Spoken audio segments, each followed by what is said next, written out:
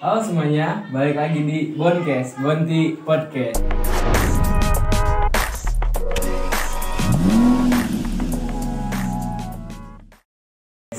Oke, jadi di Boncast episode kali ini kita sudah mendatangkan kandidat calon ketua OSIS yang lain nih, yaitu Kak Rizky dan Kak Adia. Halo Kak. Hai. Kabarnya gimana? Baik? Alhamdulillah.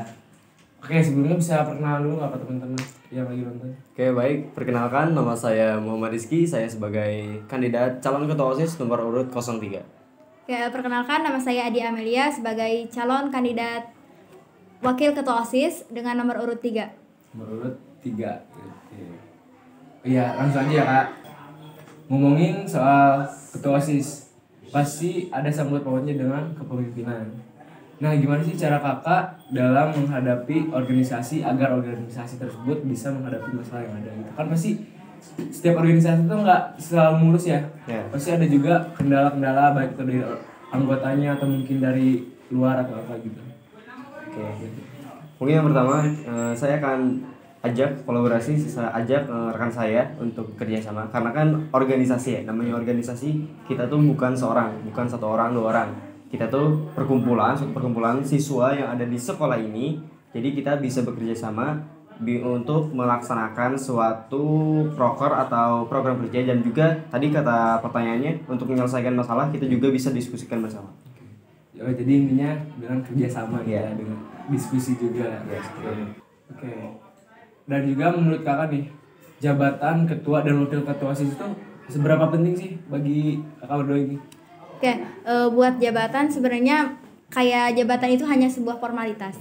Sebenarnya kalau kita di dalam satu organisasi itu kita kerja bareng-bareng, hanya ketika ada jabatan itu cuman formalitas, cuman kestrukturan doang. Tapi kalau misalkan kita kerja udah sama jabatan bareng-bareng gitu. Jadi seberapa penting jabatan ini menurut saya nggak penting, karena yang menentukan kita aktif di sebuah organisasi itu bukan tentang jabatan kita, tapi seberapa besar pengabdian kita buat organisasi itu. Kan jadi ketua dan wakil ketua OSIS itu pasti kan punya visi misi ya Kak. Nah, kita boleh tahu nggak visi misi dari calon ketua dan wakil ketua OSIS nomor urut 3 ini? Oke, buat visi yaitu meningkatkan kualitas iman dan takwa serta meningkatkan ilmu pengetahuan dan teknologi siswa-siswi SMK Negeri 1 Luragung dengan berlandaskan 4 dasar, yaitu jujur, amanah, adil, dan disiplin. Nah, untuk melaksanakan visi tersebut kami memiliki visi-visi diantaranya. Yang pertama yaitu meningkatkan nilai-nilai keagamaan dan melaksanakan kegiatan keagamaan dengan lebih efisien. Yang kedua yaitu menguatkan rasa simpati dan empati antar sesama. Yang ketiga yaitu melaksanakan sosialisasi berupa pembinaan mengenai tata tertib dan aturan sekolah yang belum terlaksana secara maksimal. Dan yang keempat yaitu melaksanakan kerjasama dengan berbagai ekstrakurikuler. Dan yang terakhir yaitu menciptakan lingkungan sekolah yang rindang, aman, dan nyaman. Itu sih mungkin visi misinya. Tadi itu ada berapa nggak? Ada 5 visi ya. misi. Oke. Selain ada visi misi juga, pasti dari calon ketua dan wakil ketua OSIS itu pasti kan punya tujuan ya, tujuan untuk kedepannya untuk sekolah ini gitu. Nah, tujuan dari kakak ini menyalonkan jadi ketua dan wakil ketua OSIS itu apa sih Kak? Sebenarnya untuk tujuan itu kan sama dengan visi ya. Visi kan secara garis besar itu artinya tujuan. Nah, jadi tapi tujuan utama kita untuk mendaftarkan atau memberanikan diri sebagai mencalonkan sebagai kandidat calon ketua dan wakil ketua OSIS itu, yang pertama itu tujuan yang pastinya itu adalah belajar berorganisasi dengan baik dan benar, dan supaya kita bisa menjadi organisatoris yang baik. Ada tambahan dari kalian? Cukup. Oke. Dan kalau misalnya nanti kalau misalnya kakak berdua ini udah terpilih menjadi ketua dan wakil ketua OSIS di SMK ini, amin. Amin. Nah, kontribusi apa sih yang akan diberikan ke sekolah ini gitu?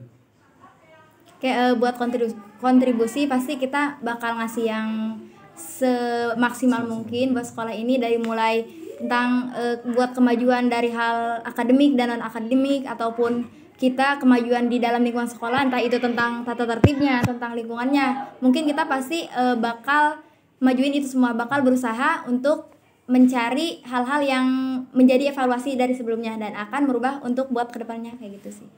Oke. Oh iya Kak, apa sih alasan yang bikin kita tuh wajib banget buat milih kakak gitu nomor urut 3 atau kenapa? Kan pasti kita juga nggak mau salah pilih dong ya Iya. untuk memilih ketua gitu. Ya. Boleh? Kalau untuk alasan ya mungkin nggak ada, memang semua paslon juga bagus visi misinya. Tetapi alasan semua siswa wajib memilih kami itu kami punya visi misi yang insya Allah ya kami akan berusaha semaksimal mungkin untuk mewujudkannya. Tetapi mungkin itu juga sama paslon yang lain juga. Tapi kami yakin, kami percaya diri bahwa visi misi tersebut bisa kami wujudkan selama kami menjabat sebagai ketua dan wakil ketua OSIS. Oh iya. Ngomong-ngomong soal kedisiplinan ya kak, sekolah kita itu kan dari dulu tuh terkenal banget sama kedisiplinannya. Nah kalau misalnya nanti kakak berdua terpilih jadi ketua dan wakil ketua nih, ada nggak sih kak cara yang bisa dilakukan agar kedisiplinan itu tetap konsisten atau mungkin bahkan lebih gitu dari sekarang, lebih meningkat gitu mungkin? Kalau untuk kedisiplinan ya sekarang tuh memang gampang-gampang susah mendisiplinkan anak tuh, apalagi kan sekarang siswa SMK tuh pada kayak gitu ya. Tapi kita akan bekerja sama dengan Komdis dan pihak sekolah untuk untuk bersama-sama mendisiplinkan siswa tersebut. Karena kalau kita bekerja sendiri sebagai organisasi yang notabene-nya kita juga merupakan siswa, nah itu malah menjadi resiko buat kita juga. Jadi kita nanti minta bantuan ke pihak sekolah seperti itu. Oh jadi Kita saling bekerja sama ya, gitu dengan pihak sekolah. Ya.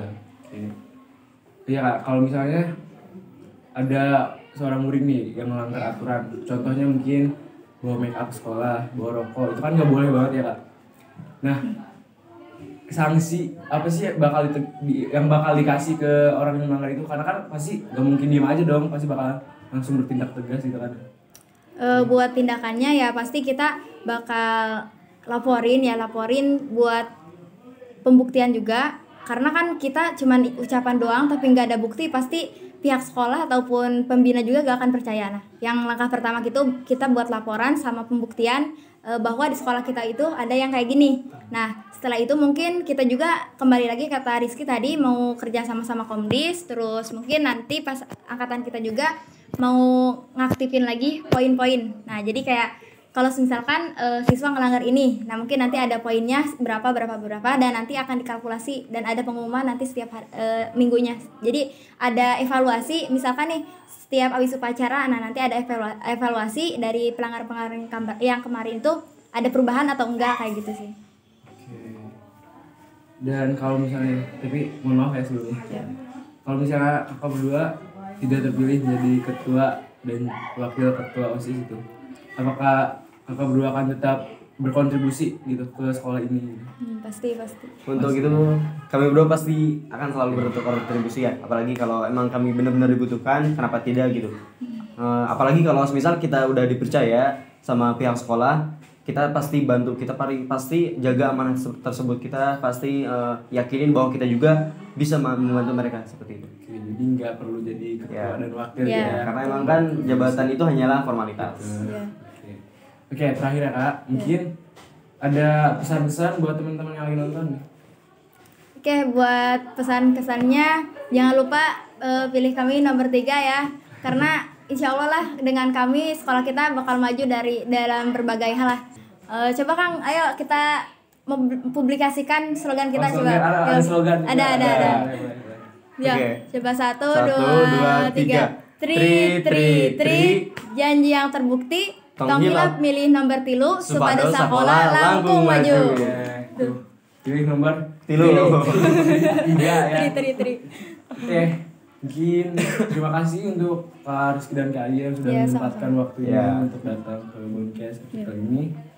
Dan sukses juga untuk pemilihan. Amin. Ya. Dan mungkin cukup sekian episode Boncast kita kali ini. Dan untuk teman-teman yang mungkin punya pertanyaan nih buat Kak Rizky dan Kak Adia gitu, pengen nanya ini nih, pengen nanya itu, boleh banget ditulis di komentar aja, oke? Dan buat teman-teman juga jangan lupa untuk like, comment, share, and subscribe.